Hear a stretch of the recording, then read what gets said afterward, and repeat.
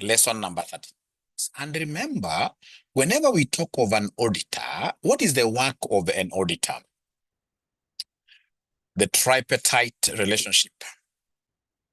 And how does this relationship come? We have like 1 million of us. We contribute each one of us 1,000 Kenya shillings. So once we do 1,000 Kenya shillings, we shall be able to raise 1 billion Kenya shillings. And then we go and start one new organization called XYZ Limited. It will be very, very hard for these 1 million people to stay in Nairobi headquarters here to run XYZ Limited. It means that for proper management, we need to appoint like 10 people. So these 10 people are the ones we shall be able to call directors of XYZ Limited, and they'll be able to direct activities of XYZ Limited, including accountability. So at the end of the year, they have to produce what we call financial statements, financial reports. Ladies and gentlemen, of course, we are aware that generally human beings are greedy. Greediness is what defines most of us. Is there any individual in this room who is not greedy at all?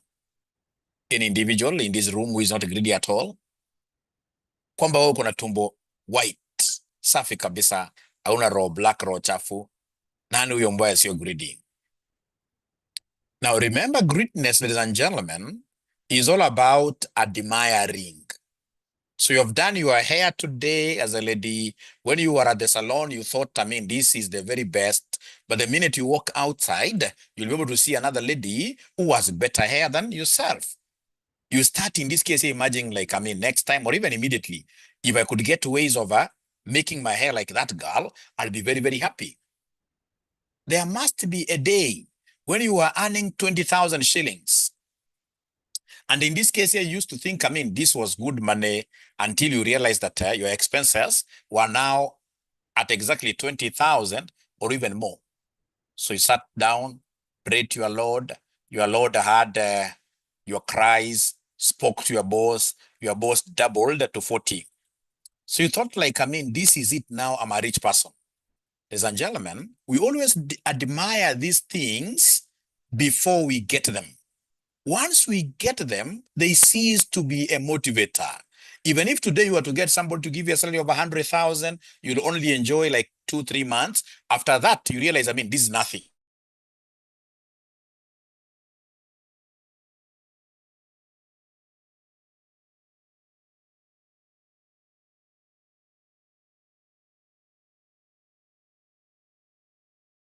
Our operations, because of the concept that a human being will never be satisfied, they'll only be satisfied once they are dead.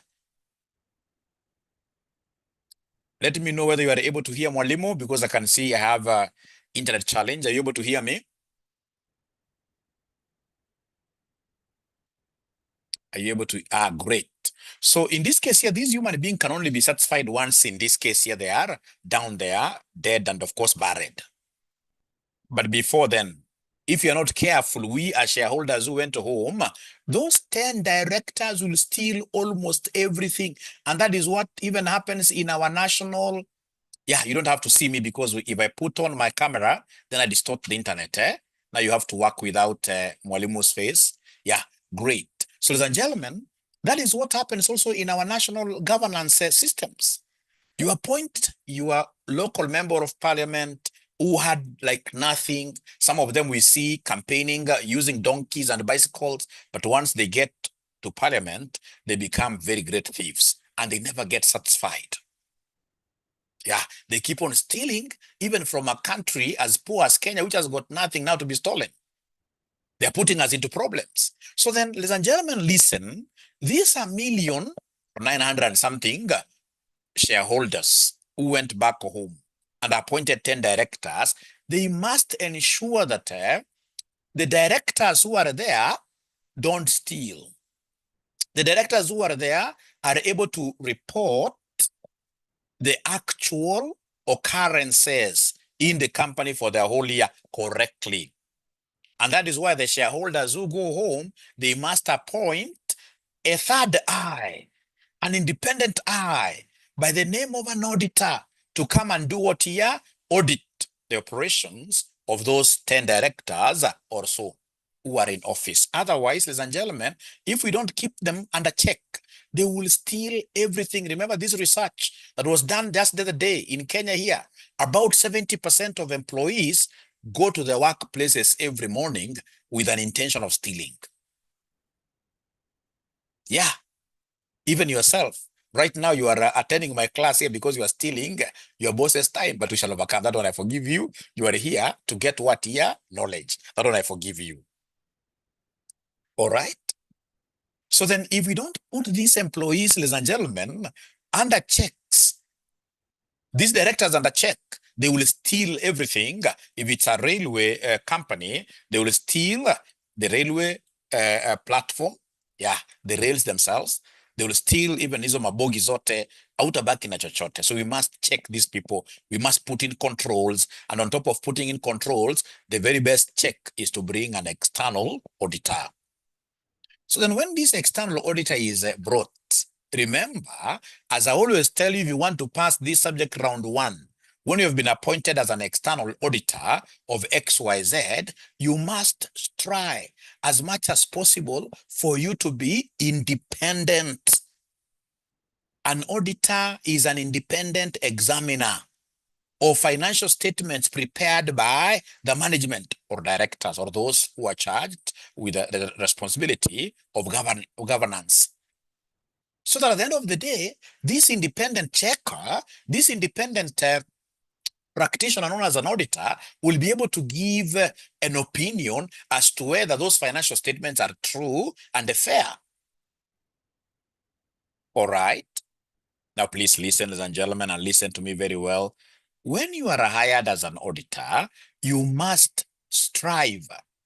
You must always cry to be very, very independent, especially of the directors you have been sent to go and catch. Remember, you have been sent to go and catch, quote unquote, a thief or thieves, those directors. Yeah, like at the national level, we have the office of the Auditor General being sent to catch thieves in Kenya. Those who are charged with the responsibility of managing our country's affairs. Now, how do you ensure that you are independent? By always looking at what we call surface. Always, you look at what we call surface. Surface like this. Let me put my caps on. Surface. Surface like that. So remember the surface model, the S in this case here stands for self-interest. The S stands for self-interest. Self-interest. Yeah, I can see already you have them. Thank you so much. Yeah. So if, for example, you have been sent to catch a thief, and then you have an interest in that company, then automatically you will not be able, you'll just reach there and tell them, I mean, I've even been sent to catch you, but I don't want to do that because, I mean, we are eating together. We are eating together. So this self-interest, normally, how does it arise outside here? Imagine 𝐿𝐿 𝐎𝐿𝐿, if she was to really pray very, very well, and then I'm assuming, and this is a bad example, but just imagining that she gets the CEO, or rather somebody who is going to be the CEO of Safaricom marrying her. Yeah, good prayers. Yeah, and it's a joke, remember. So now, in this case here, Catherine does her CPA very well. She becomes a CPA-K. She registers an organization of certified public accountants. She does very well. She rises to the level of the Big Four. Now she becomes among now the Big Five. Her new firm becomes Big Five. Catherine and Associates. And then in this case here, Catherine is appointed to go and audit Safaricom, where the husband is the CEO. I mean, Catherine will be having all the interests in the growth of Safaricom. Safaricom is a company that pays the CEO over Kenya shillings 200 million per year. Talk of 15 million per month. If Catherine goes ahead and says, hey, Safaricom, they have been able to doctor their financial statements, of course, the CEO will go home. Who would want a CEO who is earning 15 million a month, and this is your husband, to simply come and start staying at home? In this case, you're just flipping through Netflix channels. You have an interest to protect there. So you must ensure, ladies and gentlemen, that whenever you are appointed here to go and manage or rather and audit a company, that you are really independent. And to be very, very independent, you must ensure that you don't have any interest in the name of serious or rather senior employees of that company, for example, being your relatives or your close friends. You don't have an interest by, for example, owning shares in the company that you are auditing, significant shares. Yeah, you must strive in this case here to be independent for you to be able to issue an objective opinion, not a biased opinion. Ladies and gentlemen, that is service. We have A. A in this case here in service stands for advocacy. You know, an advocate is somebody, for example, will represent you in a court of law. An advocate is a person who champions your interests. So if, for example, it is Aura and the company that has been appointed, and this really has come to our attention so much as auditors. Yeah, like in most cases, you know, most of these big firms, they are litigants. They like going to court. Most of the times, you'll be surprised. They like going to court or even being taken to court. And in most cases, they will come and tell you as an auditor, because you know our numbers, because you know that we have not stolen, so please come and be a witness. Please refuse. Because the moment you go and witness for or even against the company you are auditing, automatically you are attached to that company at the hip. And it's not even about just witnessing in a court of law. It can also be in the form of what here, in the form of just marketing. Like for sure, if you look at right now, the college is doing very well outside here. It's RCM. And one of the reasons why we are doing very, very well is because of the marketing that you guys are doing for us out there on social media. Yeah. So automatically you are really attached to RCM because you've even been our student. So when you finish doing your CPA, for sure, given that you have been speaking so well of us outside there, you should never become our auditor. Audit other colleges outside there because you don't even know their history. You know RCM so much. For example, you could be Dr. Aura's friend here. So when you start auditing us, what you will be biased in your opinion. You are our advocate outside there already. Yeah, we have surface. So we have F for familiarity. Familiarity, ladies and gentlemen, how does this arise? This arises because of staying. You are overstaying in a company. Once, ladies and gentlemen, you audit us, say, for 10 years or so, we'll get so much used to each other. Over 10 years, of course, not unless you're another one, you must have called me for a cup of coffee outside there. Because, I mean, we keep on seeing each other year in, year out. Yeah, so you must ensure that you are not so much familiar, you don't get so much used to the people that you are auditing. Because as an auditor, you're supposed to be exercising what we call skepticism. Skepticism is whereby you are doubting whatever facts you're being given by the directors, you are always doubting them. You can't be able to doubt them when you have so much been used to them. You've become family. Unajua hata siku hizi huwa nashangaa because of how you guys get used. You know, you'll send some people.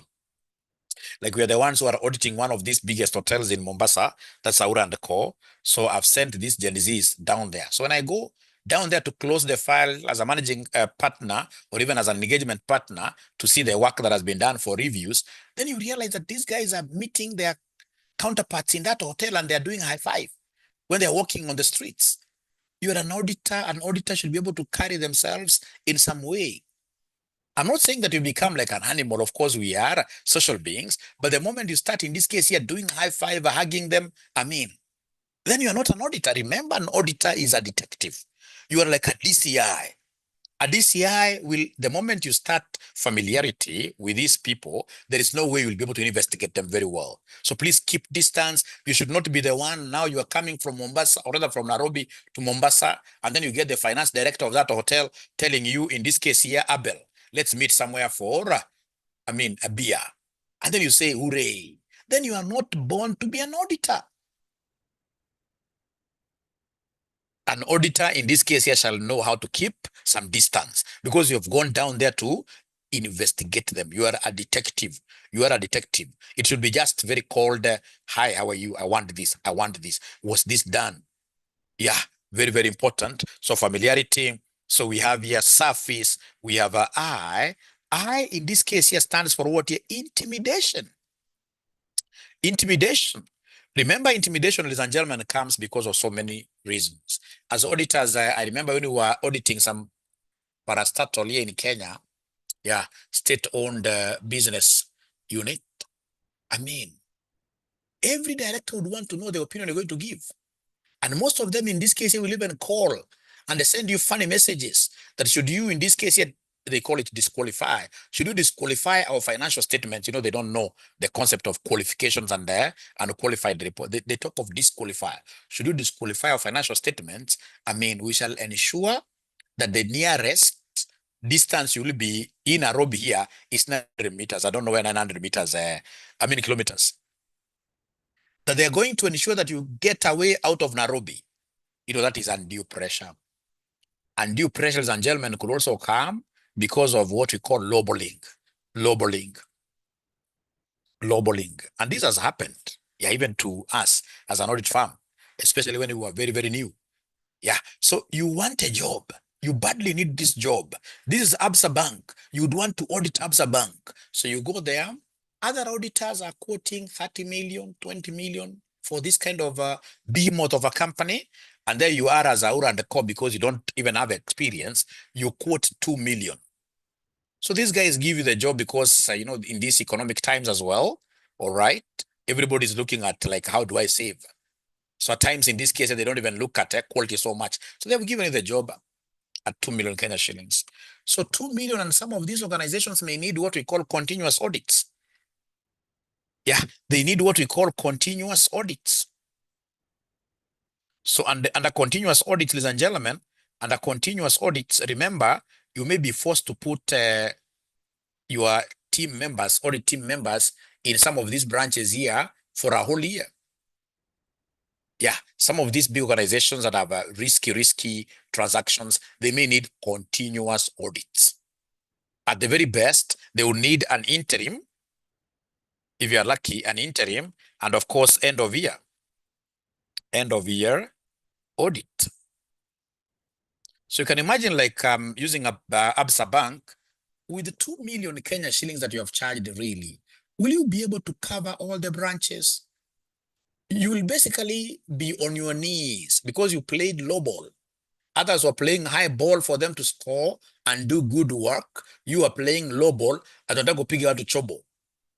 Yeah, chini pale kabisa. Yeah, so you have been able to play this ball down there. Then that means that you will also be on your knees down there, begging these directors that you know even the fees that I'm charging you is not enough. It's not enough. So when you are on your knees down there, it means automatically you must sing to their tunes. If they tell you dance left, we increase your audit fees to 3 million, you dance left. If they tell you to jump, you can only ask them, how high do you want me to jump? You know, that automatically is intimidating, ladies and gentlemen. When you do your quotation as an auditor without knowing the scope of work, some of these organizations, they are spread all over East Africa, all right? Without knowing your scope of work, I can tell you that work which you'll be doing, upon it being spelled onto you, you will really be scared. Remember, intimidation is about you being scared. And when you are scared, I mean, who doesn't like life? Somebody comes and puts a gun, even if it's a fake gun, on your head like this, and then they tell you, hey, give us a good audit opinion, give us a good audit opinion, then automatically, ladies and gentlemen, you will be able to give them that good audit opinion. That is what we call intimidation. And then lastly, we have what we call self-review. We have what we call self-review. How does this self-review come? And how does it make you to be biased as an auditor? Now, assuming, ladies and gentlemen, I'm given non-audit services. So if I'm given non-audit services, I've come to audit, then these guys here see me to be the panacea of all their problems. So then they come and tell me, please do tax computations for us. So now I've been engaged to do tax consultancy for them. So I do the tax computations. I get that the current tax liability is 20 million. So they put this figure in their financial statements. Deferred tax liability is 10 million. They put that figure onto their financial statements. Now, you see, these guys will compile other figures from other sources from their accountants. And then at the end of the day, what will happen, ladies and gentlemen, is that once this report has been finalized, and now it's called an annual report, it will be handed over to the auditor. Once the financial report has been approved and signed by the board of directors, it shall automatically, ladies and gentlemen, be given to the auditor. So when the auditors are looking at sales, they have never seen this figure before. They will be able to do thorough work to check it out. When they look at cost of sales, they have never seen this figure before. So to substantiate and see that this figure is correct, they have to do lots of work. All right? They have to ask for so many documentations, invoices, all right? When they look at receivables, for example, in the statement of financial position, again, that is quite a fresh figure that they've never seen.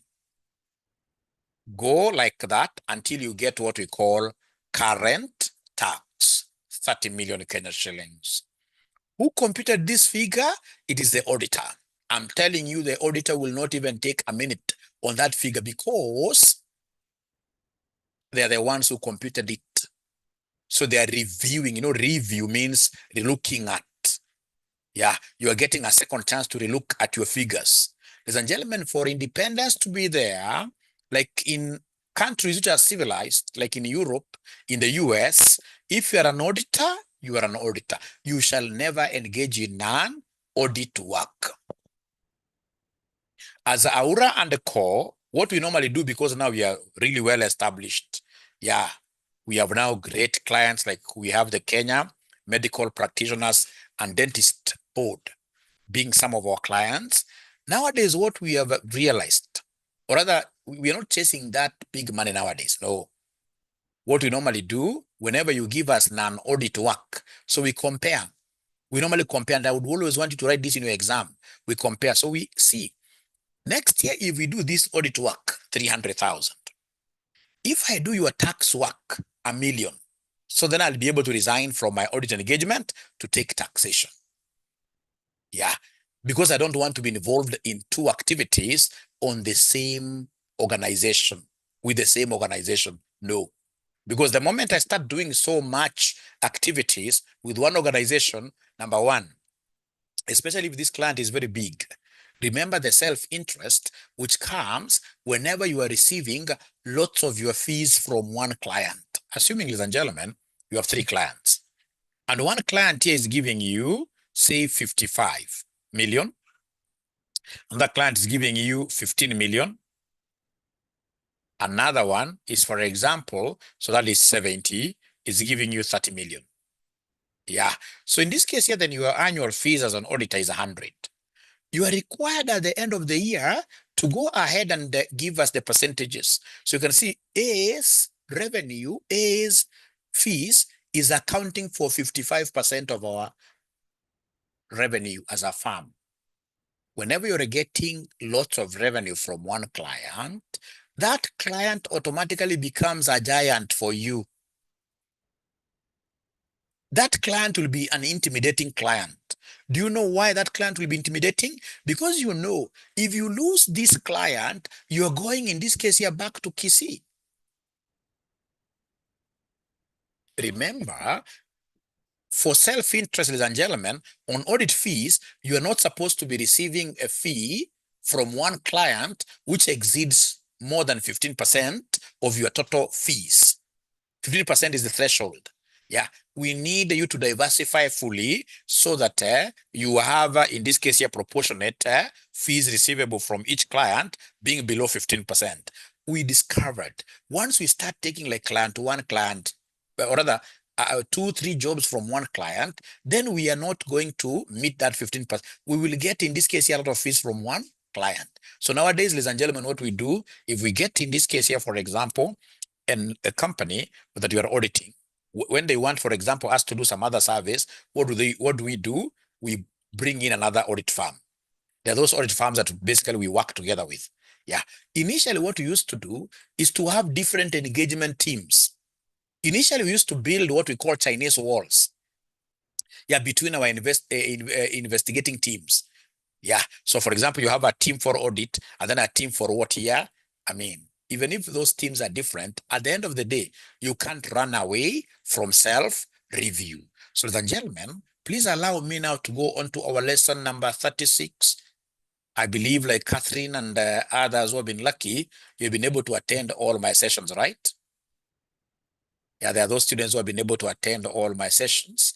Other students, of course, they haven't gotten that opportunity. All in all, we shall overcome.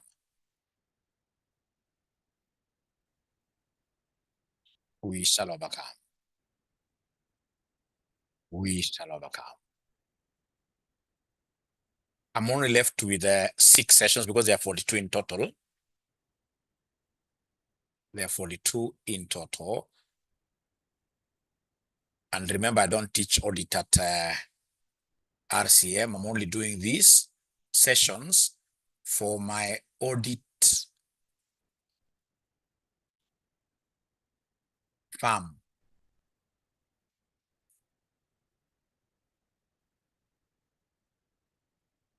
So my audit firm, those people will be working at Aura and Core. We want them to, I mean, have like a homogeneous way of doing things. So now we make notes for them. We make these videos for them.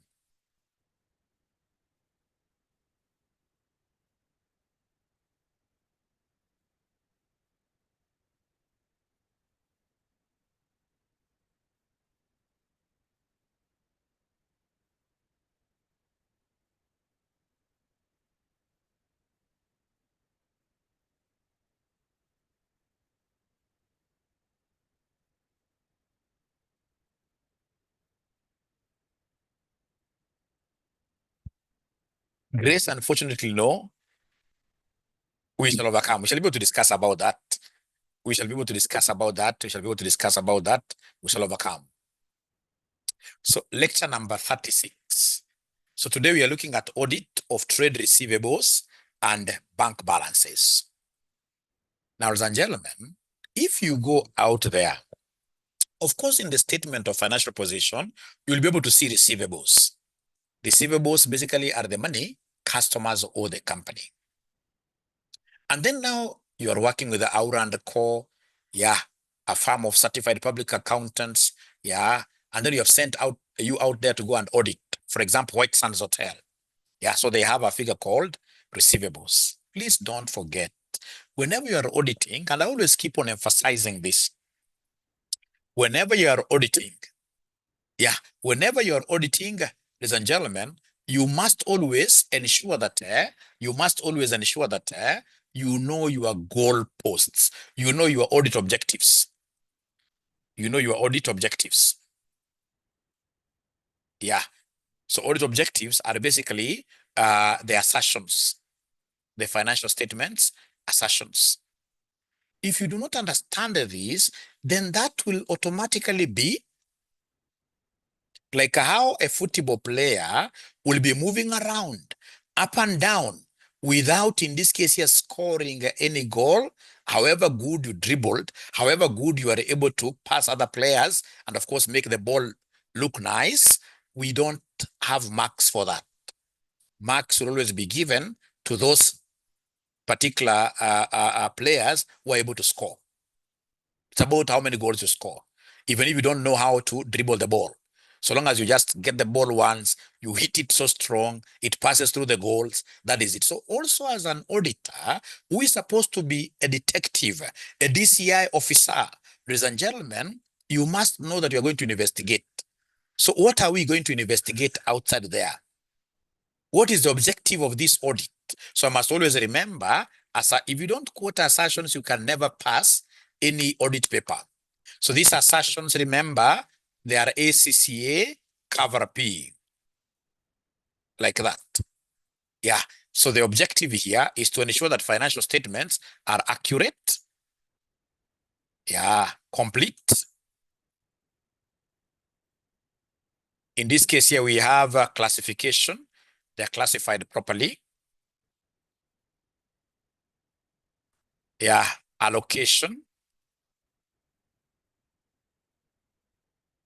ACCA cover, ACCA cover. Allocation, we have C cutoff, that they have been able to cut off their figures onto the year that they belong. That if you see sales of 2025 is 30 million, then automatically they have not brought in sales of 2026 to this sale. So there is a cutoff between 2025 and 2026 like that. Yeah, ACCA cover. So we have a cutoff. Let me just repeat here, ACCA cover. Yeah, so we have in this case here, occurrence, that whatever you are seeing on the financial statements occurred. Yeah, V for valuation. V for valuation. We have, ladies and gentlemen, E for exist, that whatever you are seeing on the financial statements existed. Exist, I mean, existence. And then we have in this case here what we call R, rights and obligations. Rights and obligations, rights and obligations, rights and obligations like that.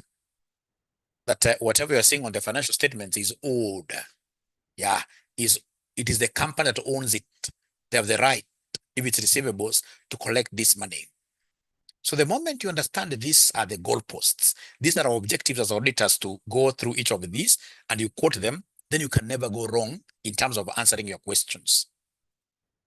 So we have here audit of trade receivables. So then what are you asking yourself? What are we checking? The assertions. Does the money really exist? When you see that receivable in the financial statements, is that money existing? We have seen many situations where they tell us that our receivables are 30 million. But when you start asking around through what we call confirmations, you realize that those receivables are not even there. Remember, we have got two types of confirmations. We have positive confirmations and we have negative confirmations. So we have positive and negative confirmations. Two types of confirmations. Yeah, good questions there. So we have here positive confirmations. Yeah, under positive confirmations, we expect that when we write letters to our receivables, let me call them debtors. When we write letters to Mr. A, who owes the company, if he believes that the figure stated in the letter is correct or wrong, we expect a reply. So a reply is expected.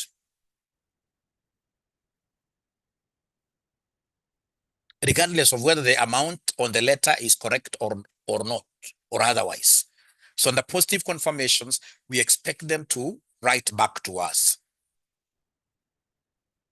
And then we have negative confirmations. Negative confirmations.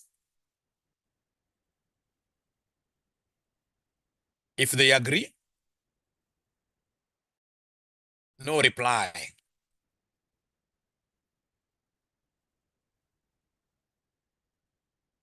Yeah, so on a negative confirmation, we are throwing a letter to them that Dr. Aura, you owe RCM College 10 million. So if Dr. Aura in this case, he agrees with this figure, he does not reply. He doesn't reply. It's called negative confirmation. It's called negative confirmation. So ladies and gentlemen, are you able to understand the difference between the two? Are you able to understand the difference between the two? Mm-hmm. Yeah. So that is how simple you put it. Yeah. So when we are doing these confirmations, remember negative, first of all, has got so many disadvantages because at times you may send a letter and it doesn't get to this receivable account. So if it doesn't get to the receivable account and you are at the office thinking that that person never replied because he agrees with the figure. I mean, that is why nowadays, especially for Aura and Co, all our confirmations are positive confirmations, all of them. Yeah, all of them. Whether you are agreeing with the figure or not, just write back to us. Yes, I agree, I owe 10. No, I don't agree, but I owe this much. We expect all of them to respond. So under Positive confirmations, we expect a response to be able to confirm that for sure this amount in this case here exists.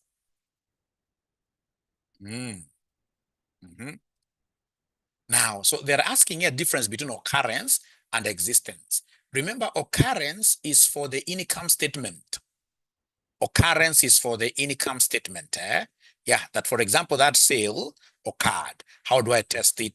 To test occurrence is very, very easy. I can check the invoices. I can check the goods received notes. So this transaction occurred. Existence is for the statement of financial position. That this motor vehicle that they are claiming to be on their financial statements exists. I'll be able to go and observe this is a tangible asset. Yeah. So can we really collect this money? Yeah, valuation. So we need to do evaluation here. Because at times they tell us, fine, it exists. The customers are even able to confirm, yes, we owe us. But some of those customers are bankrupt. So if they're bankrupt, you can't collect. So the value given there is not correct. Did the company record all the customers who owe it money? Because at times, remember, depending on where they are taking these financial statements, they may not, like have a list of all the customers. Yeah, there could be some customers they want to play around picky-ponky with, so they can get to steal even that money, so they omit them. So as an auditor, as a detective, I would want to know whether all the customers that owe the company are in the general ledger. The figure in the general ledger there, is that figure really complete? Is it the company's money? You know, at times, ladies and gentlemen, we could be having receivables, 20 million, 30 million, but at some point we became broke. When we became broke, what did we do? We did what we call debt factoring. Have you guys ever heard of debt factoring? Is there anybody who has ever heard about debt factoring? Debt factoring? Debt factoring is where you sell your receivables. Debt factoring. Debt factoring, you sell your receivables, and then you receive some fees. So for example, your receivables are like 30 million. Yeah, 30 million. So you get a factor, we call them debt factors. Like banks are very good at this. You get a factor, and then you say, these are the students who are owing us, say 20 or 30 million.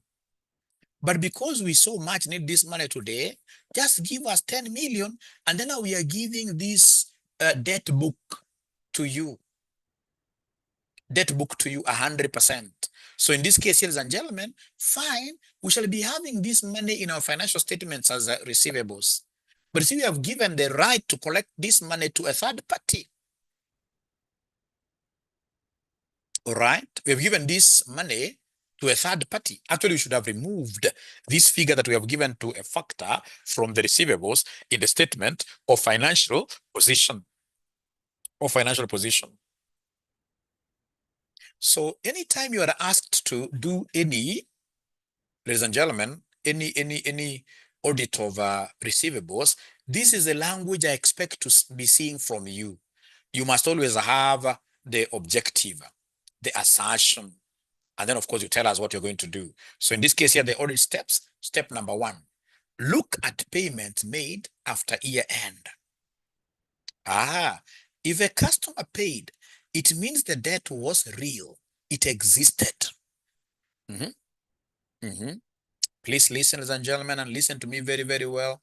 You see, we have done financial report for the whole year. So this is the financial report ending on 31st December 2025. Yeah, the report ends like that. So we have receivables at this date. Yeah, those receivables in this case here, one could be owing 30 million, another one 20 million, another one maybe 45 million. So then as an auditor, we are given these books here to audit them in January 2026. That's when we've been given the books to audit. And then, for example, one of these customers pays in January 2026. That becomes a very, very good ground to believe that even the other figures now exist. They are truthful. They are truthful. So in this case here, the first thing I'll do, because I'll be given books to audit after year end, is to look at payments, receivable payments made after year end. If a customer paid, say in January, it means the debt was real. And of course, I can now make an assumption that even the other debtors are correctly stated. Remember, ours is all about sampling. We are sampling. Then, of course, we have to do what we call confirmations. Yeah, that's a very good audit step. Confirmations, positive confirmations to test this existence as well. Yeah, then look at another one. Now here, remember, we are checking things. We are doing inspections. Again, remember the audit procedures. The audit procedures that you must always remember, ladies and gentlemen, audit procedures, the substantive audit procedures, the substantive audit procedures. In this case here, these are the RAEOU, like that. Yeah, so RAEOU, so we have analytical procedures.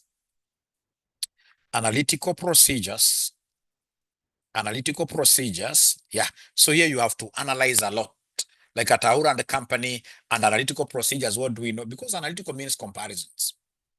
Take the receivables of 2025. Compare this with the receivables of last year. See the growth. Assuming you are also auditing other hotels, of course, without telling the other gentleman, telling the other clients because not allowed, you can also, in this case here, do what we call benchmark. Receivables of, yeah, thank you so much, Catherine. Receivables of White Sands, 20 million. Receivables of, for example, Sarova Stanley here, 100 million. I mean, I can see that difference does not make sense. So I'm doing analysis, I'm doing ratios. We have what we call receivable days, all right?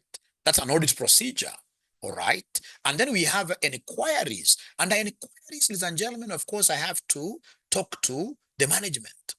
I'll tell the management, you are telling me that these receivables are this much, especially the bigger balances.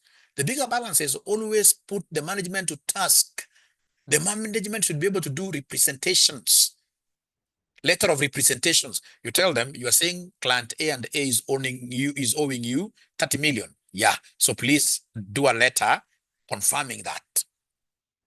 Yeah, and then of course, in this case here, that particular client here, we have to do a positive confirmation circularization. We must circulate letters to them. They also talk to us as auditors. Of course, we must get permission from the client. Then inspection, you must be able to know the documents. Like documents in this case here, which documents do you expect from receivables? Of course, in this case here, these receivables, we must have invoiced them. So as an auditor, I would want to see the invoices. They must have done deliveries. So I expect the delivery notes.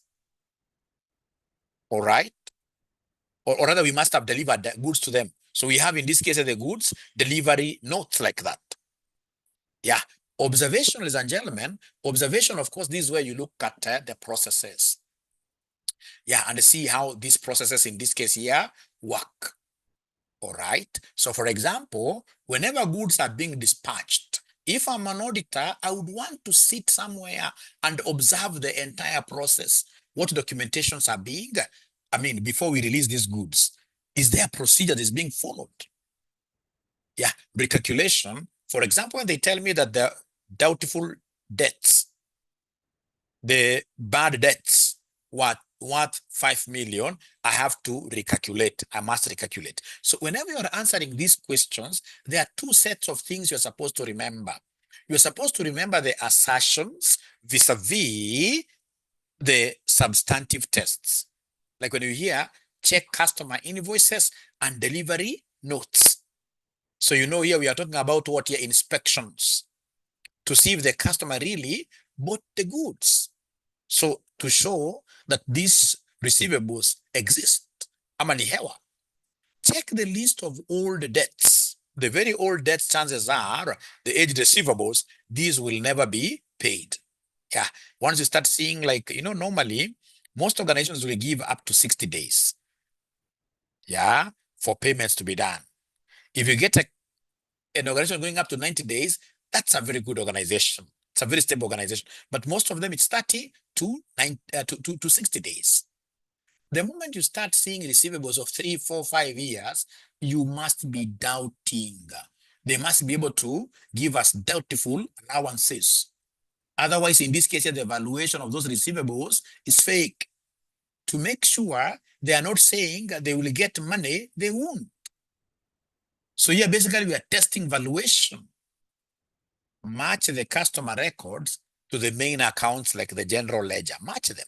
So the customer ledgers, we have Mr. A account, those ledgers, yeah, close them, see how they've been closed, and match those figures to the general ledger to see whether all those ledgers, the sub-ledgers, where the sub-ledgers, all of them are really included in the general ledger to make sure no customers were left out. We are checking what we call completeness. I'm almost finishing. Ask if the company sold any debts to others. And if they have sold the debts to others, we call that factoring. And if they do that, it means that now they don't have the right to collect those cash flows from those customers. They've sold their birthright to make sure that the money is still theirs. So that is the end of receivables. I don't know whether there is anybody who has a question. Is there anybody who could be having a question? Or are we okay with that? For me, it is to give you general audit procedures and assertions. And then, of course, you'll know how to write this in your exams. I'm 100% sure that you'll be able to know how to write this in your exams. Because if you look at all your exams nowadays, it's not about cramming. It's about understanding. And then you should be able to reproduce those points in your own beautiful way. So are we okay, ladies and gentlemen, up to there? For me to move forward, I need to know whether we are walking this journey together. All right. Thank you so much, Grace. Great. Thank you so much. So then we have, of course, the moment you get used to this, like the advanced level, there is a way they twist these questions, and I'll be able to show you. I just want to finish this up to lesson number 42, and then we start looking at our past papers, right? So we have here audit of cash and the bank, money in the bank and the petty cash. So you see, if it's petty cash, I'm able to know how will I be able to test existence. For example, petty cash, I would want to see how they count their monies. I'll be able to see whether there is safe custody. Yeah. So what are we checking? Assertions, I'm a detective here. So I'm doubting these people. So when I go there, in terms of cash, cash is quite a sensitive, risky asset. So what am I going to check there? Can somebody in this case, of course, you're seeing them there. So what I'll be checking, of course, I'll be doubting whether this money exists. I will be doubting whether this money has been shown correctly. Yeah, maybe in the shelves, in the safes, they have 20 million, but they are writing 10 million. So accuracy is a point here. They could be having money even in their safes, which does not belong to them. They don't have a right to them. So what are we checking really, ladies and gentlemen, here? We are checking here, is the cash really there? As an auditor, I'm called upon to be very skeptical, to really doubt what I'm being told. So is the cash really there? Existence. Does the cash belong to the company? They have rights. Is the number shown correct? Is the overdraft shown as a loan, not as cash? Presentation, classification. And by the way, this presentation and classification is normally an audit procedure for everything. This is normally a free mark, presentation and a classification. Even these receivables up here, you need to do a procedure to just ensure that there is proper presentation of receivables on the statement of financial position. Yeah, don't have receivables being taken as a liability. Receivables shall be put under current assets. Yeah, and remember, we must have disclosures in the notes about receivables. We'll be able to give us an aging register, etc. So always remember that this particular assertion called presentation and classification is really, really important. So audit steps, number 1, send a letter to the bank asking for the balance. With the permission of your client, after, of course, you speak to the chief finance officer, tell them to confirm to you whether by last year in their bank account they had 100 million.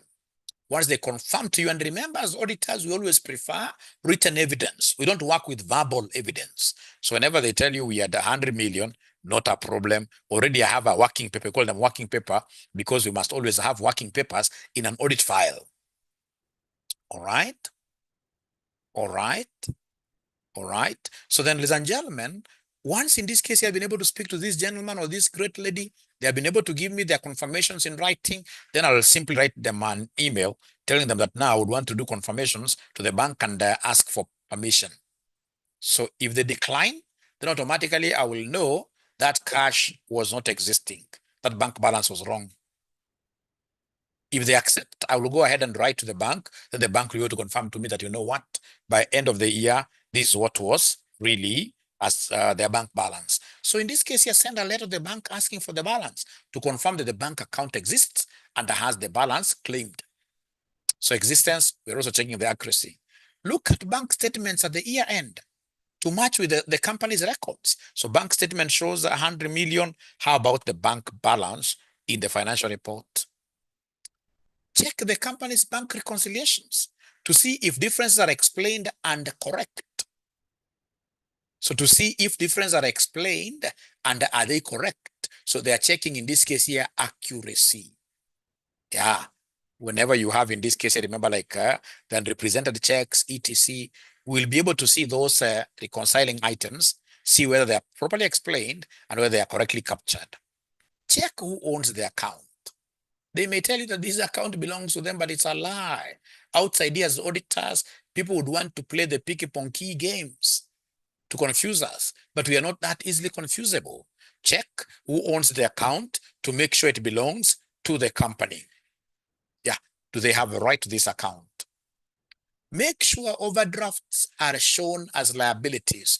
They're not netted off. You know, at times people go and tell you that this overdraft was 1 million Kenya shillings, and because the cash at bank is, say, 30 million, let's now write cash at bank is 29 million.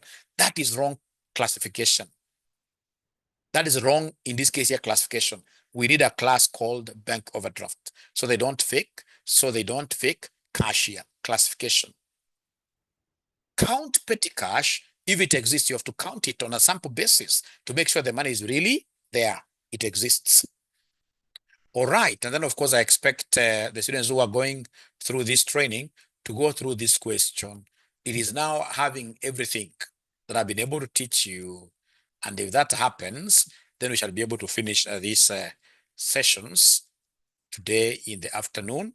I'll be able to do like 2 or 3 of them so that we can get to proper revision. Otherwise, it has been a pleasure hosting you, beautiful students. Have a lovely day. Thank you and bye.